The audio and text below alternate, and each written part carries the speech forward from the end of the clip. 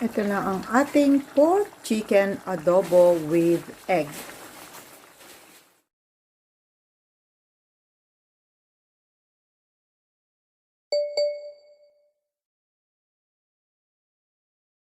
Okay, so next na ihahanda natin ay ang ating pork chicken adobo. So, hiwa-hiwain muna natin guys yung ating pork. Mamaya na yung chicken. So, ikakat ko siya ng about 1 inch. That's it.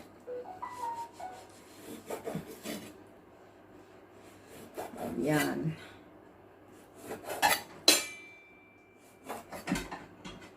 Kasi pag ako'y nag-adobo guys, ibinababad ko din para talagang ma-absorb yung lasa. Okay. Ibabad ko lahat sila ngayong gabi and then bukas na ako magluluto, yung actual na luto. Yan, preparation muna ngayong gabi. Ayan. Ayan.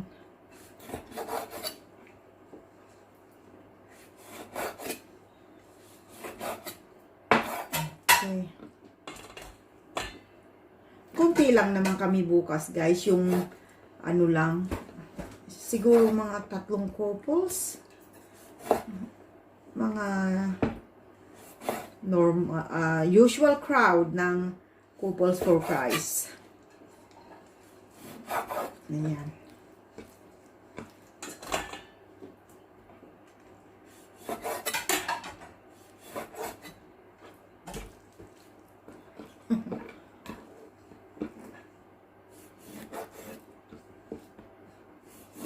Ayan. Ang ating mga cholesterol magtataasan na naman.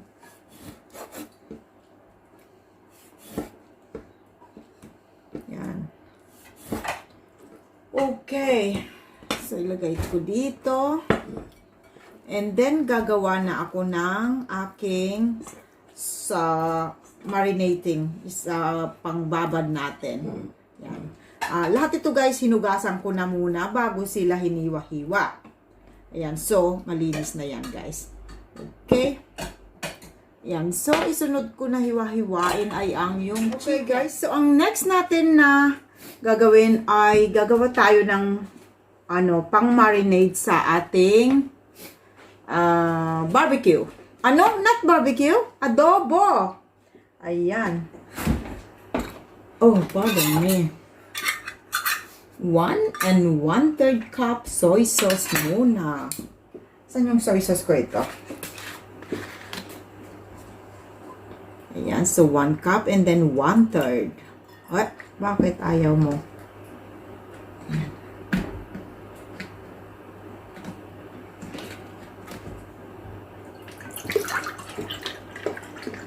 Ayan. Lagay natin dyan. Then 1/3 cup.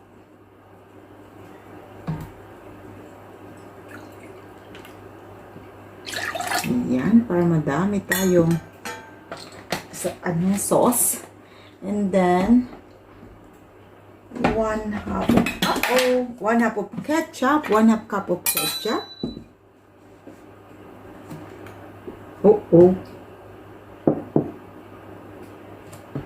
Ayan.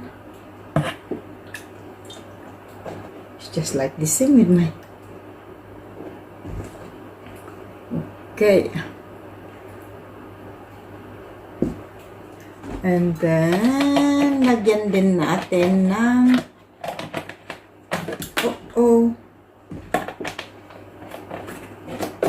black pepper. Lagyan na natin.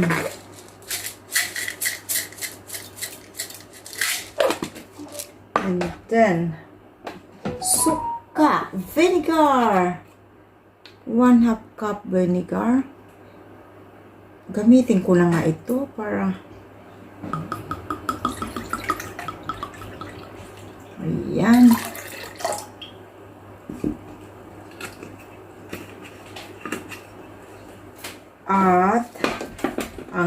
ating bay leaf.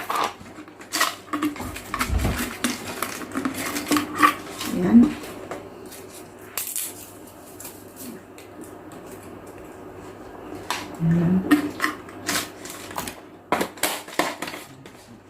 Tapos, didikdikin ko itong bawang. 2, 4, 6, 8. About 8 cloves. And then, ilalagay ko din dyan. Okay guys, so nilagyan ko po siya ng annato seeds kung di nyo nakita. Kasi akala ko naka-on, hindi pala. So, annato seeds para lang magiging hindi pale ang ating adobo. So, ating lang tunawin, maigi. And then, yung gagawin ko guys is pork and chicken adobo, pero imamarinate ko sila separately. So, tunawin ko lang guys. Bago natin i-marinate.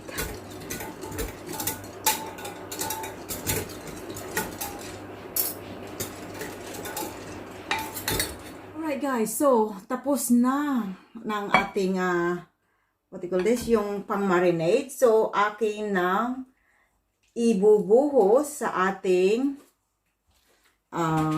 pork.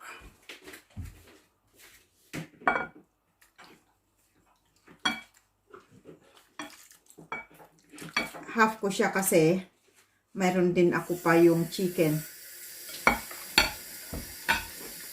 Ayan.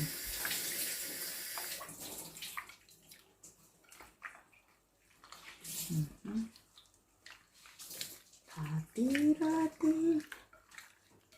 So, i-marinate natin overnight para talaga suwak na suwak ang lasa.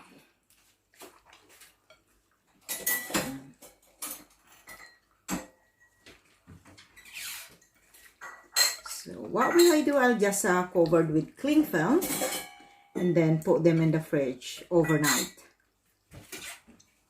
Okay. So, luto lang ng luto ang gagawin natin bukas. Right, so ito na yung pieces of chicken natin na ating i-adobo. So, Justin, can you take this, please? I got my assistant here. Right, so, the rest of the mixture now is ilalagay natin dito sa ating chicken. Lagyan ko yan. Yan. Lagyan natin yung the rest doon. Yan. Hating kapatid sila. Ayan. So, like the pork, i-marinate ko rin overnight. And then, tomorrow na natin mga lulutuin tong mga to.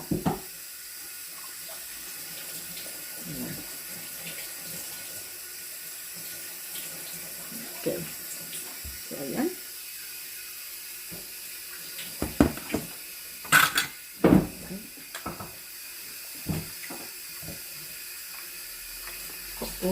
Bukay. Okay guys, so atin nang ilalagay, tatakpan ng cling film and then put it in the fridge.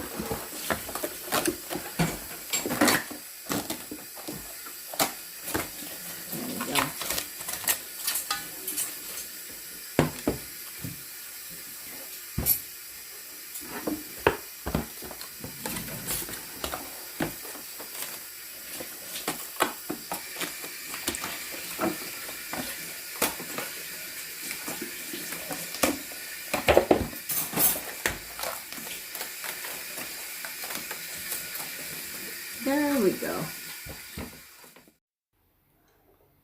So guys, ito na po ang ating minarinate kagabi na pork at saka chicken. Ayan. Ready na. Adobo, ipiniprito ko muna para maganda, mas masarap. Talagang absorb yung yung spices. Ayan, so umpisahan ko na magprito. Gagamit ako ng medyo mas malalim na prituhan para hindi ako matalsikan. Kaya ako'y naka long sleeve para iwas talsik. Dito ako magpiprito ng pork at dito rin ako magpiprito ng chicken para sabay na sila. Okay. Alam mo naman, mag-isa lang tayo, wala tayong kasama. So, kailangan madiskarte tayo. Diba? Okay, so, unahin na natin sindihan ang ating mga lutuan.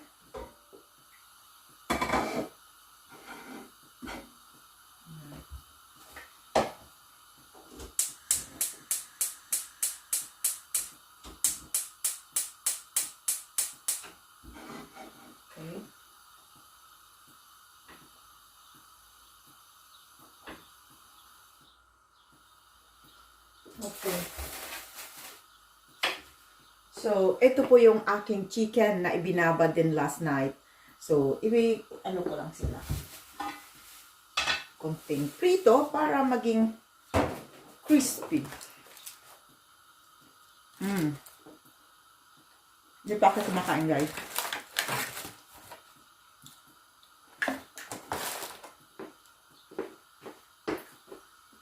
At the moment, in Cardiff, hindi siya masyadong magandang panahon, gloomy outside.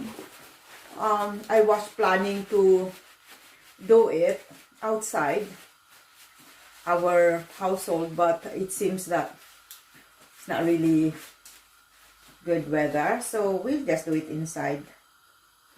Yeah. So, kumusta naman guys ang inyong weekend? Wow, start pa lang ng weekend, di ba? No. Right. Lagyan ko na ng olive oil.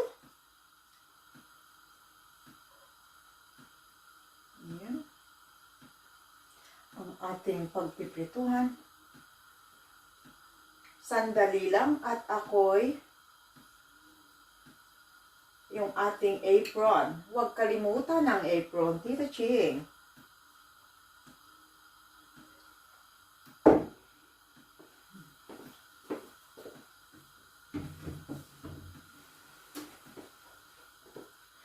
I fancy to wear today a pinky apron. Yan. It goes to our pink, it goes to my pinky tops. There. Mahirap guys pagka ang mga anak mo birthday same month. My God, and May, June, sunod-sunod. And then, June, dalawa sila. Kaya, hey. Okay, so mainit na. Dagdagan ko pa yan.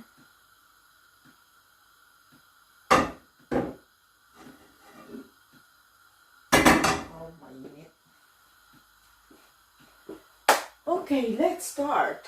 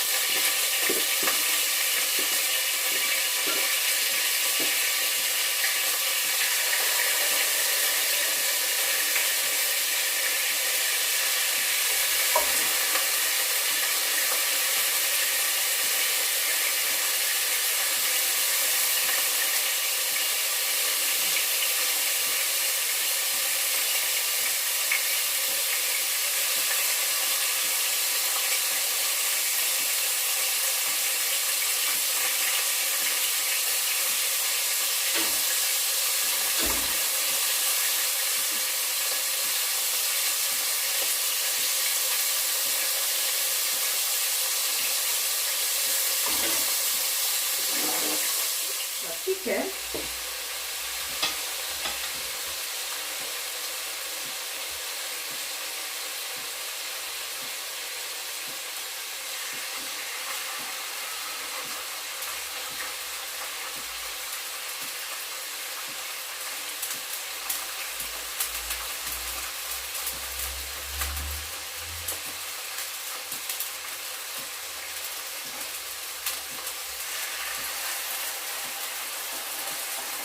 Nakatago ako eh. Bro, tanggal ako eh.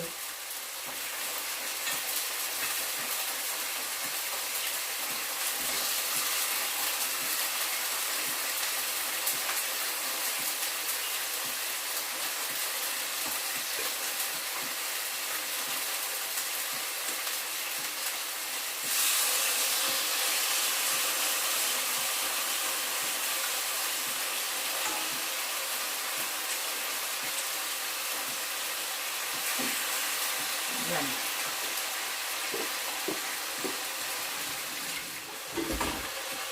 Balik na rin natin.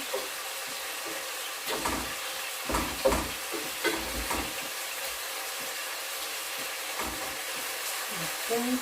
Right. Now that the both chicken and pork has been naprito ko na sila. Ilalagay ko na sila, pagsasamahin ko na dito sa aking lutuan. Yeah, so I put them together. Mahirap pagka mataas ka, ano? Ayan. Akit tayo sa pangalawang baitang. Yeah, so I'll put them now together. Yeah, so I'll put the chicken as well. Ayan.